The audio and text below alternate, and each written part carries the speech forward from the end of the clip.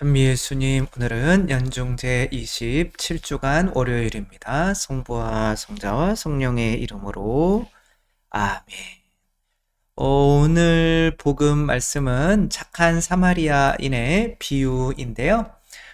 단순하게 쓰러져 있는 사람을 구해야만 한다는, 그러니까 참 사랑이 뭘까? 라는 것을 표현하기도 하지만 실제로는 그 참 사랑이라는 것이 어떻게 이루어질 수 있는가의 문제를 다룬다고 볼 수 있죠. 그래서 그 앞에 나오는 이야기도 굉장히 중요한데, 어떤 율법학자가 이제 사랑이라고 하는 것을 머리로 이제 생각하는 사람이겠죠. 그 사람이 어떻게 구원받을 수 있냐라고 하니까 하느님 사랑하고 이웃 사랑해라. 그러면 이웃을 사랑하고 싶은데 누가 내 이웃이냐? 고르려고 하는 거죠. 내 이웃이 누구인지 알아야 내가 이웃을 사랑해서 구원받을 수 있지 않냐. 이것 자체가 예수님 보기에는 사랑을 하나도 모르는구나. 이렇게 볼 수밖에 없는 거죠. 그래서 예수님께서 착한 사마리아인의 비유를 말씀하시고 너도 가서 그렇게 하여라 라고 말씀을 하시죠. 다시 말해서 누가 나의 이웃인가를 찾기보다 내가 모든 사람, 나를 필요로 하는 사람에게 가서 그 사람의 이웃이 되어 주어라. 이게 사랑이야. 라고 하는 거죠. 이 차이는 어마어마하죠. 그래서 사랑을 우리 남녀 간의 사랑을 한다고 하지만 그게 과연 진정한 사랑이었는가? 또 나는 당신을 막 몇 년 동안 사귀고 나서 나는 당신을 단 한순간도 사랑한 적이 없었어요.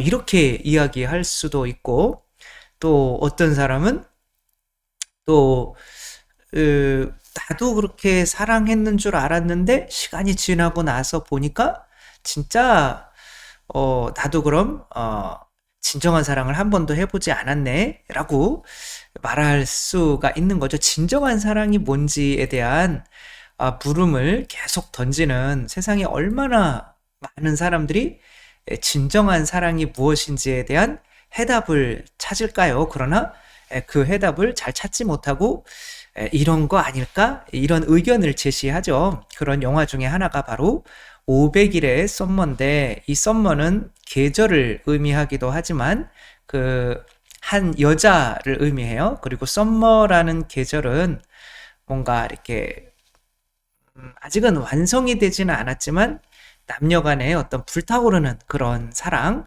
아직 가을로 농익지 않은 그런 사랑을 의미하기도 하죠. 네, 그리고 이 썸머와 톰이라고 하는 이 친구가 남자가 사귄 날수가 500일인데, 이 영화를 보면 500일에 딱 헤어진 게 아닌 거죠. 언제 헤어졌는지 모르는 거죠. 그리고 또 언제 사귀게 됐는지도 사실은 애매모호한 거예요. 그래서 이 영화에는 숫자가 계속 이렇게 며칠 이렇게 되는데, 그냥 어디서부터 시작하냐면 헤어진 거부터 시작해요. 근데 우리는 왜 헤어졌을까? 그리고 우리가 한 사랑이 진짜 사랑이었을까를 질문하는 거죠. 이 톰이라고 하는 여자, 그 다음에 썸머라고 하는 여자는, 톰은 머리가 이렇게 단정하고 뭔가 어떤 영원한 사랑을, 운명적인 사랑을 믿고 진짜 그런 참 사랑을 만나지 못하면 행복할 수 없다라고 생각하는 사람이에요. 그러니까 남자가 쉽게 빠지는 거죠. 진짜 운명적인 사랑이 있고 그 운명적인 사랑을 만나야만 행복하다. 이건 무슨 소리예요? 나는 목이다, 이런 소린 거죠. 뭔 소리냐면 나는 지금 행복하지 않아요. 그런데 누군가를 만나서 그 여자가 있어야 행복할 것 같아요.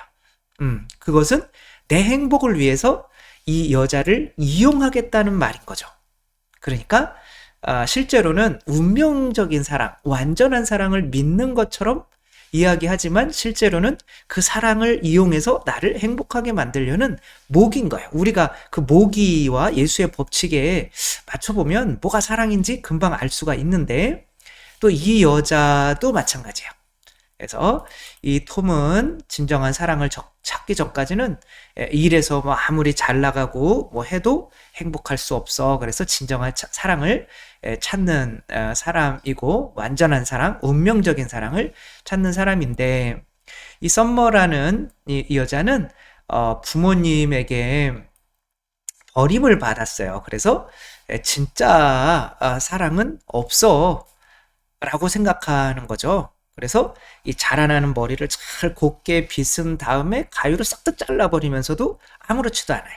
이 거울에 붙어있는 사진 있죠. 한쪽이 이렇게 짧죠. 그쵸? 한쪽은 길고 이게 자기의 모습인 거죠.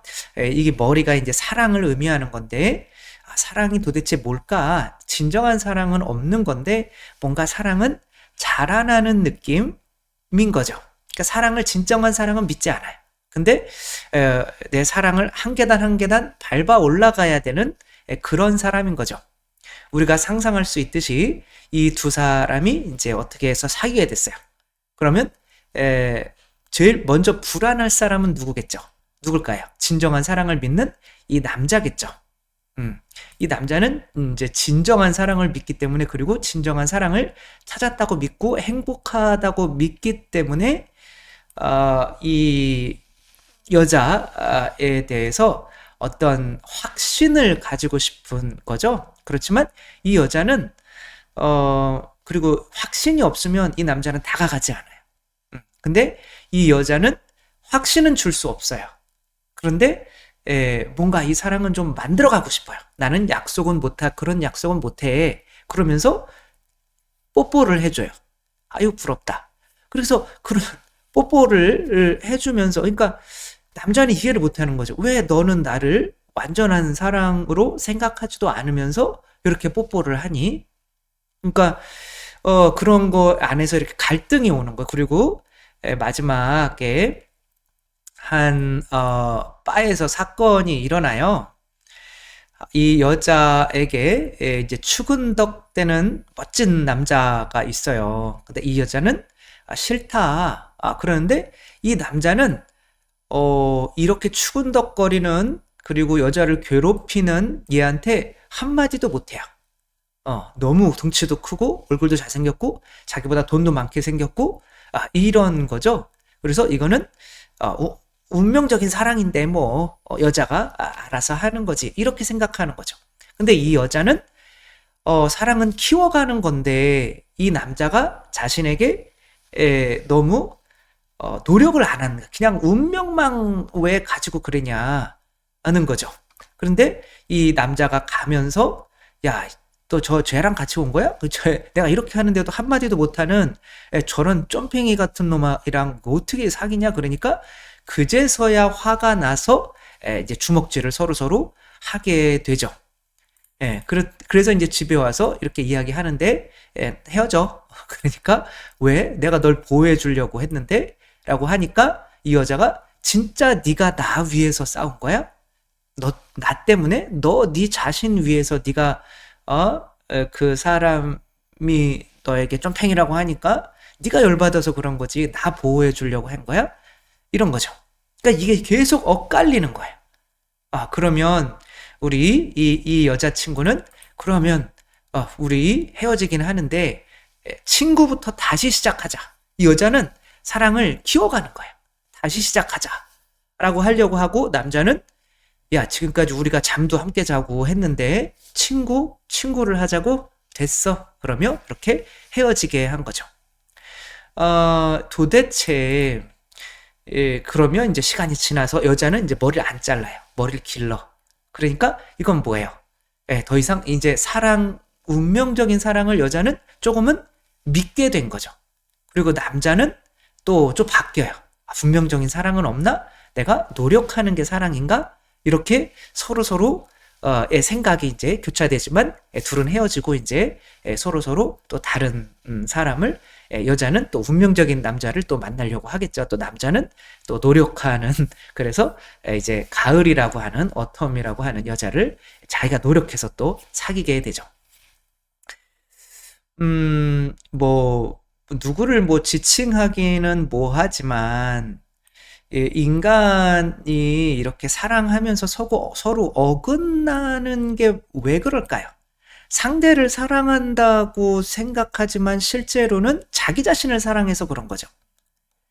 너는 엄마 아빠가 나를 버린 것에 대해서 나를 전혀 이해해 주지 않아. 그렇지만 나는 널 위해서 많은 노력을 했단다. 썸머인 거죠. 널 위해서 온갖 노력을 다 했어.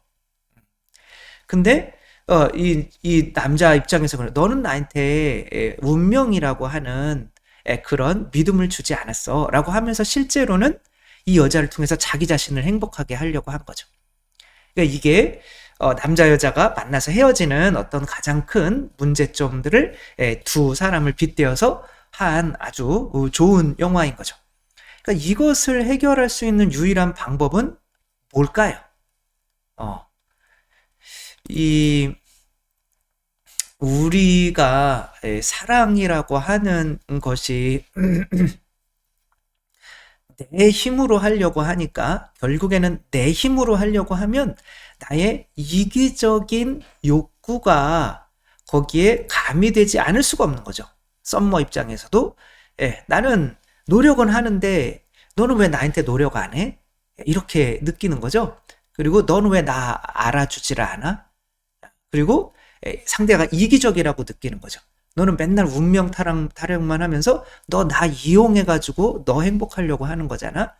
그렇게 생각하게 되는 거고 남자 입장에서는 너 왜 나를 운명이라고 완전한 사랑이라고 이렇게 확신을 주지 않고 계속 언젠가는 떠날 수도 있지라고 하는 불안감만 주니 너는 진짜 나의 애인이 될 수가 없어. 뭐 이런 거죠. 음. 이것이 해결되는 방법은 정말 간단한데 그걸 모르는 거죠. 우리의 사랑은 마치 이 그물 같은 거죠. 누군가에게 던져지는 건데 이 사랑이 그물은 본인 스스로 물고기를 찾아가는 것이 아니라 주인이 던지는 곳에 가서 거기에 있는 물고기를 잡는 거죠. 그러니까 사랑은 내가 하는 게 아니에요. 천만의 말씀이에요. 혼자서는 절대로 할 수가 없어. 그래서 하느님이 왜 혼자가 아니라 뭔 거예요? 삼위일체인 거예요. 그러니까 예수님이 우리를 사랑하시지만 파견받았기 때문에 사랑하시는 거죠. 아버지가 우리를 사랑하라고 하셨기 때문에 사랑하는 거라. 그러니까 그러면 혼자서는 사랑할 능력이 없나요? 그 당연한 거거든. 그걸 모르는 거죠. 제가 자주 말씀드리는 어떤 어머니가 아이를 너무나 사랑했죠. 그래서 막 생선도 이렇게 발라주고 막 옷도 이뻐 해주고 막 그럼 아이는 엄청 부담스러워요. 엄마가 그걸 좋아할 줄 알지만 너무 부담스러워. 왜 이제 키워서 잡아먹으려고 하는 것 같아가지고. 그렇지만 엄마가 날 사랑해 주니까. 그러니까 결혼까지 했는데 그래서 엄마를 모시는데도 엄마는 이제 며느리를 못 살게 구는 거죠. 내 귀한 얘를 데려갔으니까. 근데 엄마는 평생을 얘만을 위해서 살았어요. 모든 걸 다 헌신했죠. 왜? 사랑은 노력하는 거니까. 그렇지만 이제 그 아내가 그러니까 며느리가 자살했죠. 그러니까 이제 이 남자는 이 엄마 때문에 내 아내가 자살을 했어요. 그럼 어떻게 해야 돼? 이 엄마의 사랑을 받아줘야 될까요? 이 엄마가 아무리 엄마라고 하더라도 이렇게 이런 사랑은 거부하겠죠. 그러니까 왜 사랑이 안 되는 걸까요? 이 엄마가 이제 특별히 더 문제죠. 왜? 혼자 힘으로 사랑하려고 하니까.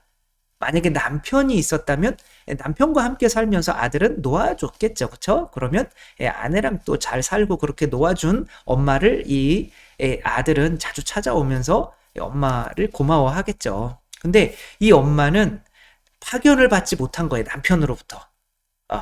남편으로부터 아이를 사랑하라고 파견받지 못한 거죠. 그러니까 그 아이들도 서로 사랑하는 이유가 엄마한테 파견받았기 때문에 그런 거죠. 예, 누나가 남동생을 뭐 잘 보살피거나 아니면 오빠가 여동생을 잘 보살피는 거는 엄마한테 파견받았으니까. 이 동생이 나한테 잘해서가 아니거든. 나한테 해는 게 아무것도 없어요. 예. 그리고 또, 왜 자식을 사랑하는 거예요? 하느님이 주셨으니까. 예, 남편의 자식이니까. 그 남편한테 파견받는 거예요. 근데 파견하는 사람은 항상 그 자식에게 할 수 있는 사랑을 능력을 주는 거죠. 뭐 돈도 갖다 벌어다 주고 뭐 어디 뭐 놀러 갈 계획도 세우고 뭐 그런 것을 주면서 아내를 아이에게 파견해 주는 거죠. 그래서 부부 사이가 안 좋으면은 이 엄마는 파견받은 사랑이 아니라 그냥 본인의 힘으로 사랑하려고 하기 때문에 자식까지도 이용해 먹을 수밖에 없는 거죠. 그러니까 이것은 거스를 수가 없는 거죠. 그래서 진짜 진정한 사랑이라고 하는 것은 운명 맞는데 운명은 맞죠. 운명은 맞는 건데 또 그러니까 본인 운명이면 근데 본인이 선택해서 이건 운명이야 또 이것도 아닌 거죠.